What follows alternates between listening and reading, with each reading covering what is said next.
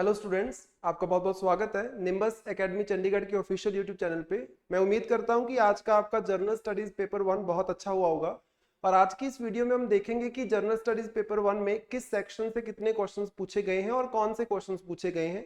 सो अगर कोई student UPSC 2025 को टारगेट कर रहा है देन उसके लिए ये वीडियो बहुत इंपॉर्टेंट होने वाली है। सो स्टार्ट करते हैं हमारी आज की वीडियो को हमारे आज के पहले क्वेश्चन के साथ। दैट इज, सबसे पहले तो इंस्ट्रक्शंस को देख लो कि हमारे यहाँ पे टोटल जर्नल स्टडीज पेपर 1 के अंदर टोटल 20 क्वेश्चंस पूछे गए हैं। जो 1 से लेके 10 तक क्वेश्चंस हैं उनके आंसर्स आपने 150 वर्ड्स में लिखने हैं और हर एक क्वेश्चन की जो मार्किंग है दैट इज 10 मार्क्स। और 11 से लेके जो आपके 20 तक क्वेश्चंस रहेंगे उसके आंसर्स आपने लिखने हैं 250 वर्ड्स में और उसकी मार्किंग है 15 मार्क्स। तो मतलब टोटल हमारा जो जर्नल स्टडीज का पेपर है ये 250 मार्क्स का हो जाता है, राइट। 250 मार्क्स का। और आपके पास जो टाइम रहता है, टाइम ड्यूरेशन रहती है दैट इज 3 आवर्स। सो कौन कौन से क्वेश्चंस पूछे गए हैं, किस सेक्शन से कौन सा क्वेश्चन आया, तो सबसे पहले देखो फर्स्ट क्वेश्चन जो है, underline the changes in the field of science and economy from the Rigvedic to the later Vedic period. So society and economy, not science, society and economy. Society and economy की ये बात कर रहे हैं कि ऋग्वेदिक एज से अगर आप लेटर वैदिक एज में जाते हो सो वहां पे क्या क्या चेंजेस आपको देखने को मिले। सो बड़ा ही बेसिक सा क्वेश्चन है और टोटली स्टैटिक क्वेश्चन है। और यहाँ पे खास तौर पे सोसाइटी एंड इकोनॉमी की बात कर रहे हैं तो कहीं ना कहीं सोसाइटी के अंदर आप उनके कल्चर की बात करोगे ऑटोमेटिकली, राइट। कल्चरल प्रैक्टिसेस की बात करोगे। So again general studies paper 1 mains के अंदर अगर हम बात करते हैं तो हमारे पास art and culture ancient time period का एंड मिडिवल टाइम पीरियड का, art and culture is more important, इसीलिए इस तरीके का क्वेश्चन यहाँ पे पूछा जा रहा है। सेकेंड क्वेश्चन अगर आप देखो, estimate the contribution of Pallavas of Kanchi for the development of art and literature of South India। Again south India के आर्ट एंड कल्चर की डेवलपमेंट में पल्लवास ऑफ कांची का क्या रोल है, क्या इंपॉर्टेंस है, उसके ऊपर आपने 150 वर्ड्स में 10 मार्कर आंसर लिखना था। तीसरा जो हमारे पास अगेन जो क्वेश्चन है वो भी हिस्ट्री से ही है, लेकिन ऊपर वाले दोनों क्वेश्चन खास तौर पे आपके एंशिएंट हिस्ट्री के हैं। नीचे वाले अगर हम क्वेश्चन की बात करें तो ये फ्रीडम स्ट्रगल मतलब मॉडर्न हिस्ट्री का क्वेश्चन है। What were the events that led to quit India movement, point out its results. So वो कौन कौन से इवेंट्स थे जिसकी वजह से गांधी की क्विट इंडिया मूवमेंट जो है वो स्टार्ट होती है और इसका नतीजा क्या निकलता है वो भी आपने साथ में मेंशन करना है।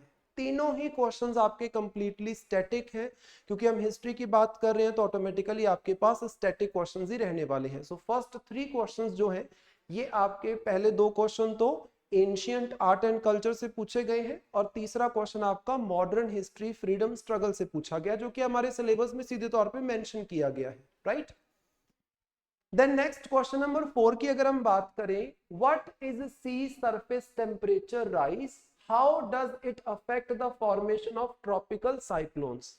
आए दिन हमें साइक्लोन्स या टाइफून्स या हरिकेन्स न्यूज में देखने को मिल रहे थे। सो बड़ा स्वाभाविक था कि इस सेक्शन से जो क्वेश्चन है वो पूछा ही जाना था। तो उन्होंने बोला है कि सी सरफेस टेम्परेचर राइज क्या होता है और इसकी वजह से किस तरीके से ट्रॉपिकल साइक्लोन्स की फॉर्मेशन जो है वो अफेक्ट होती है। सो ज्योग्राफी का क्वेश्चन है, बड़ा सिंपल क्वेश्चन है, बड़ा स्टैटिक क्वेश्चन है आप बोल सकते हो। मुझे नहीं लगता कि इसमें किसी को दिक्कत आ रही होगी। देन उसके बाद क्वेश्चन नंबर 5 को अगर आप देखो, why do large cities tend to attract more migrants than the smaller towns, discuss in the light of conditions in the developing countries. So developing countries को जब आप देखते हो यहाँ पे ज्यादातर माइग्रेशन जो है वो आपको कहाँ पे देखने को मिलती है, बड़ी सिटीज की तरफ। छोटी सिटीज में, छोटे टाउन्स में माइग्रेशन उतनी नहीं होती है। तो ऐसी क्या चीजें हैं, ऐसे क्या रीजन है जिसकी वजह से ये चीज डेवलपिंग कंट्रीज में आपको देखने को मिलेगी। सो उसको आपने लिखना, it means this question derives from Indian society आप बोल सकते हो, राइट। इंडियन सोसाइटी का भी है क्योंकि हम माइग्रेशन की बात कर रहे हैं। अच्छा, ह्यूमन ज्योग्राफी का क्वेश्चन भी आप इसको लगा सकते हो क्योंकि अगेन ह्यूमन माइग्रेशन की बात हो रही है। अर्बनाइजेशन के रिलेटेड क्वेश्चन भी इसको माना जा सकता है। तो एक इंटीग्रेटेड सा क्वेश्चन हमारे पास है। Then what is the phenomenon of cloud burst. Cloud burst बड़ा न्यूज में चल रहा था। सो ये है क्या, आपने सिंपल उन्होंने पूछा है एक्सप्लेन। और जब एक्सप्लेन बोल दिए तो मतलब आपके पास एक लीवरेज है कि आप प्रॉपरली उसको अपने तरीके से हैंडल कर सकते हो, राइट। अगेन ये सारे क्वेश्चंस जो आपके पास ज्योग्राफी के भी आ रहे हैं ये 10-10 मार्कर हैं, क्योंकि 10वें क्वेश्चन तक 1 to 10th क्वेश्चन जो है वो 10 मार्कर्स हैं सारे के सारे, और 150 वर्ड्स में लिखने हैं। क्वेश्चन नंबर 7 को अगर आप देखो, what is the concept of demographic winter. Demographic winter का देखो बेसिक मतलब होता है जब बर्थ रेट कम होना स्टार्ट हो जाता है ऑटोमेटिकली। अगर आप इंडिया की सिचुएशन देखो, टोटल फर्टिलिटी रेट जो है मोस्ट ऑफ इंडियन स्टेट्स में आपको कम होता हुआ देखने को मिलेगा। जैसे पंजाब की बात करें, टोटल फर्टिलिटी रेट बहुत कम है। हाँ, कुछ स्टेट्स हमारे पास ऐसी भी हैं जहाँ पे ठीक ठाक है, लाइक बिहार हो गया, यूपी हो गया। अदरवाइज अभी जो हमारे यहाँ पे ये 1 चाइल्ड का कल्चर स्टार्ट हो चुका है, वो कहीं ना कहीं आगे जाके इकोनॉमिक लेवल पे आपको इम्पैक्ट कर सकता है, जैसे कि आज के टाइम पे चाइना को कर रहा है। So that is your the concept of demographic winter. Is the world moving towards such a situation? Elaborate. So आप इंडिया के पर्सपेक्टिव से, वर्ल्ड पर्सपेक्टिव से, क्योंकि देखो रिसेंटली इन सब चीजों के ऊपर यूनाइटेड नेशन पॉपुलेशन फंड की रिपोर्ट भी आई थी, जिसमें इंडिया की बढ़ती हुई पॉपुलेशन की बात की गई, और जापान, चाइना, यहाँ पे जो ओल्ड एज पॉपुलेशन बढ़ रही है या एजिंग ऑफ पॉपुलेशन जो हो रही है उसकी बात हो रही थी। तो ऑटोमेटिकली बड़ा सिंपल क्वेश्चन अगर देखा जाए तो। Then question number 8, distinguish between gender equality and gender equity and women's empowerment. Why is it important to take gender concerns into account in program design and implementation? So सबसे पहले तो आपको differences बताने हैं कि जेंडर इक्वालिटी एंड इक्विटी में क्या difference है। देन वुमेन एम्पावरमेंट की बात की जा रही है यहाँ पे। रिसेंटली आपको भी पता है कि 2023 के अंदर वुमेन रिजर्वेशन के लिए एक अमेंडमेंट 106 अमेंडमेंट हमारे कॉन्स्टिट्यूशन में की गई है। वैसे भी अगर आप देखोगे सोसाइटी वाला जो आपका पोर्शन है इस पेपर का, उसके अंदर खास तौर पे वुमेन एम्पावरमेंट की या वल्नरेबल सेक्शन के एम्पावरमेंट की बात की गई है। सो वहीं से ये क्वेश्चन डिराइव हो रहा है। Then intercaste marriages between castes which have socio-economic parity have increased to some extent, but it is less true of inter-religious marriages. Discuss. ये बड़ा इंटरेस्टिंग क्वेश्चन है सोसाइटी के पर्सपेक्टिव से कि भाई कोई कास्ट ज्यादा रिच है, कोई कास्ट इकोनॉमिकली वीक है। इंटरकास्ट मैरिजेस सेम रिलीजन के अंदर, जैसे फॉर एग्जांपल एक पर्सन हिंदू है, वो लोअर कास्ट से हायर कास्ट में मैरिज कर रहा है, ये चीज काफी हद तक कॉमन हो रही है हमारे देश के अंदर। इंटरकास्ट मैरिजेस हो रही हैं but with in one religion. जो इंटर रिलीजियस मैरिजेस हैं वो अभी भी बहुत रेयरली आपको देखने को मिलती है। तो आप रीसेंट केसेस के बारे में जिक्र कर सकते हो, लव जिहाद के बारे में काफी ज्यादा हमारे देश के अंदर डिस्कशन चल रही थी कुछ टाइम पहले तक। तो अगेन इंडियन सोसाइटी के ऊपर क्वेश्चन है, in dealing with socio-economic issues of development, what kind of collaboration between government, NGOs and private sector would be most productive? So किस तरीके से गवर्नमेंट, एनजीओज एंड आपके प्राइवेट सेक्टर का cooperation बढ़ाया जाए जिससे क्या है, सोसाइटी को प्रोडक्टिविटी मिल सके, मतलब सोसाइटी को फायदा मिल सके, आप बोल सकते हो, राइट। सो पहले 10 क्वेश्चन हमारे पास 10-10 मार्कर के हैं। देन उसके बाद 11th क्वेश्चन जो कि 15 मार्कर है और 250 वर्ड्स में आपने इसका आंसर लिखना था। इसको अगर आप देखो, though the great Cholas are no more yet their name is still remembered with great pride because of their highest achievements in the domain of art and architecture. Comment. सो चोलास की अगर हम बात करते हैं, आज तक चोलास को जाना जाता है खास तौर पे उनका जो कंट्रीब्यूशन है towards art and architecture of south India, right. So यहाँ पे उनके कंट्रीब्यूशन की बात हो रही है। अगेन मतलब क्या है, आप बोल सकते हो कि जो लेटर चोलास हैं ऑटोमेटिकली ज्यादा कंट्रीब्यूशन आर्ट एंड आर्किटेक्चर में उन्हीं का रहा है। सो लेटर चोलास के आर्ट एंड आर्किटेक्चर के ऊपर ये क्वेश्चन पूछा गया है, राइट। सो ये 4th क्वेश्चन है। 3 पहले क्वेश्चन पूछे गए Indian history and art and culture से, और एक यहाँ पे पूछा जा रहा है। Then how far is it correct to say that First World War was fought essentially for the preservation of balance of power? World history का क्वेश्चन, और इस बार वर्ल्ड हिस्ट्री से 2 क्वेश्चन पूछे गए हैं। One is on the first world war, जिसमें ये पूछा गया है कि किस हद तक आप ये मानते हो कि जो फर्स्ट वर्ल्ड वॉर है वो बैलेंस ऑफ पावर के लिए की गई है, राइट। सो बेसिक क्वेश्चन है, आप बोल सकते हो static. How far was the industrial revolution in England responsible for the decline of handicraft and cottage industries in India? England में हो रहे इंडस्ट्रियल रेवोल्यूशन की वजह से Indian handicraft and cottage industries के ऊपर क्या इंपैक्ट हुआ है? सो आई थिंक ये दोनों क्वेश्चंस ऐसे हैं, जब हम वर्ल्ड हिस्ट्री को पढ़ते हैं तो मतलब हर एक बच्चा प्रैक्टिस के दौरान, टेस्ट सीरीज के दौरान इन क्वेश्चंस को जरूर लिखता है, जरूर अटेम्प्ट करता है, राइट? सो बहुत बेसिक वर्ल्ड हिस्ट्री के क्वेश्चंस आपको देखने को मिल रहे हैं। Then 14 question है, the groundwater potential of the Gangetic Valley is on serious decline. How may it affect the food security in India?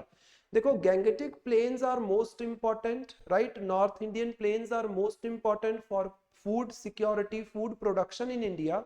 और वहां पे आपका जो ग्राउंड वाटर पोटेंशियल है वो धीरे धीरे कम होता जा रहा है। इससे food security, food production of India के ऊपर क्या इंपैक्ट हो सकता है वो आपको यहाँ पे बताना है। सिंपल क्वेश्चन है। 15 नंबर पे क्वेश्चन पूछा गया, what are aurora australis and aurora borealis, how are these triggered? बड़ा सिंपल क्वेश्चन है, बड़ा स्टैटिक क्वेश्चन है ज्योग्राफी का, कि ये अरोराज की फॉर्मेशन कैसे होती है, कैसे ट्रिगर होती है, आप बोल सकते हो। बेसिक क्वेश्चन है बिल्कुल। What is a twister? आपने सुना होगा चक्रवात, जो लैंड के ऊपर हवा का चक्रवात आपको देखने को मिलता है। What is a twister? Why are majority of the twisters observed in areas around Gulf of Mexico? Mexico के एरिया के आसपास आपको ट्विस्टर्स खास तौर पे क्यों देखने को मिलते हैं? सो एक तरीके से फिजिकल ज्योग्राफी, वर्ल्ड ज्योग्राफी का क्वेश्चन है, खास तौर पे physical geography. This physical phenomena क्या इसके पीछे कारण होते हैं, एंड व्हाई मेक्सिको का एरिया। सो इस तरीके का हर बार एक आधा क्वेश्चन पक्का आता है। सो इस बार भी इस तरीके से क्वेश्चन पूछा गया है। 17 क्वेश्चन है, what is the regional disparity, how does it differ from diversity, how serious is the issue of regional disparity in India? This is very important. Basic NCERTs भी पढ़ते हो तो वहां पे भी इस टॉपिक को टैकल किया जाता है एनसीईआरटी के द्वारा। और वहां पे वो पूछ रहे हैं कि जो असमानता आपको रीजनल लेवल पे देखने को मिलती है, जैसे north India and north east India को देख लो, या फिर आप साउथ इंडिया या ईस्ट इंडिया को देख लो, राइट? ये जो आपको रीजनल डिस्पैरिटी देखने को मिलती है, इसमें और डाइवर्सिटी में क्या डिफरेंस है, और किस तरीके से ये जो आपकी रीजनल डिस्पैरिटी है ये इंडिया को इम्पैक्ट कर रही है, क्या सीरियस इम्पैक्ट इसका हो रहा है। देन क्वेश्चन नंबर 18 देखो, despite comprehensive policies for equity and social justice, underprivileged section are not yet getting the full benefits of affirmative actions envisaged by the constitution. बहुत सारी कोशिश की जा रही है रिलेटेड टू कॉम्प्रिहेंसिव पॉलिसीज लेके आई जा रही है इक्वालिटी को प्रमोट करने के लिए, इक्विटी को प्रमोट करने के लिए, सोशल जस्टिस को प्रमोट करने के लिए, बट स्टिल आज भी हमारे यहाँ पे कुछ ऐसे वल्नरेबल सेक्शंस ऑफ सोसाइटी हैं, कुछ बैकवर्ड सेक्शंस ऑफ सोसाइटी हैं जो उन सब चीजों का फायदा नहीं उठा पा रहे हैं जो कि अकॉर्डिंग टू कॉन्स्टिट्यूशन उनको मिलना चाहिए था। सो से बेसिक क्वेश्चन है। Then second last question is, globalization has increased urban migration by skilled young unmarried women from various classes. How has this trend impacted upon their personal freedom and relationship with the family? So आज की modern society में खास तौर पे वो women की बात कर रहे हैं कि ग्लोबलाइजेशन से वुमेन के पास ज्यादा फ्रीडम आई है, वुमेन माइग्रेट हो रही है for jobs, for education, relationship with family के ऊपर क्या इम्पैक्ट पड़ रहा है, राइट? अपने इन लॉज के साथ या अपने पेरेंट्स के साथ क्या इम्पैक्ट हो रहा है, positives and negatives both, right? Critically analyze the proposition that there is a high correlation between India's cultural diversities and socio-economic marginalities. So socio-economic level पे जो marginalization हमारे देश के अंदर देखने को मिलती है एंड कल्चरल डाइवर्सिटीज जो आपको देखने को मिलती है, इसका क्या आपको रिलेशन देखने को मिल रहा है, उसको आपने क्रिटिकली एनालाइज करना है। So these were the 20 questions जो जीएस जर्नल स्टडीज पेपर 1 के अंदर 21 सितंबर 2024 को पूछे गए हैं। और मैं उम्मीद करता हूं कि जिन बच्चों ने इस बार का एग्जाम दिया है उनका एग्जाम बहुत अच्छा हुआ होगा, और जो अगला एग्जाम टारगेट कर रहे हैं 2025 का, उनके लिए वीडियो इंफॉर्मेटिव रही होगी। अगर आपने हमारे चैनल को अभी तक सब्सक्राइब नहीं किया है then do subscribe the channel, क्योंकि हर दिन आपके पास ये वीडियोस आती रहती हैं, that is good for you. और अगर आप कोचिंग के लिए देख रहे हो then you can contact on this number for UPSC, for HAS, for HCS, for PCS, it means for civil services you can contact on this number. So thank you so much and best wishes for the students जो आगे exams दे रहे हैं। Thank you.